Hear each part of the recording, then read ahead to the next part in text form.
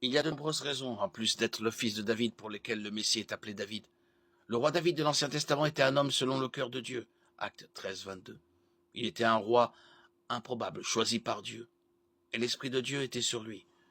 1 Samuel 16, 12, 13. David est donc un type du Christ. Un type est une personne qui préfigure quelqu'un d'autre.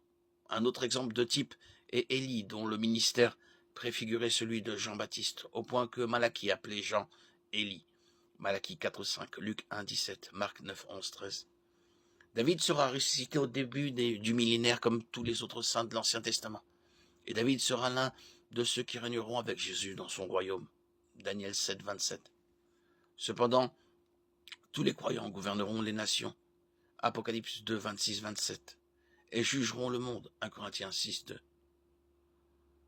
L'apôtre Pierre appelle les chrétiens un peuple choisi, des prêtres royaux, une nation sainte. 1 Pierre 2, 9. Dans Apocalypse 3, 21, Jésus dit du croyant qui vaincra, je lui donnerai de s'asseoir avec moi sur mon trône.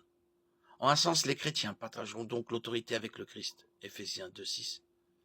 Il existe des preuves bibliques comme dans la parabole des 10 mines, Luc 19, 11, 27, que les individus recevront plus ou moins d'autorité dans le royaume en fonction de la manière dont ils gèrent les responsabilités que Dieu leur a confiées à notre époque, Luc 19, 17.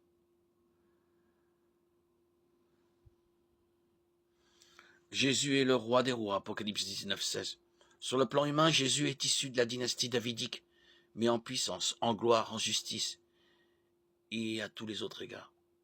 Il est appelé à juste titre le grand David. Le gouvernement reposera sur ses épaules, Ésaïe 9, 6. L'Ancien et le Nouveau Testament indiquent que le futur roi pendant le millénaire et toute l'éternité est Jésus-Christ, et lui seul. Jérémie 23, 5. Ésaïe 9, 7. Apocalypse 17, 14. 1 Timothée 6, 15.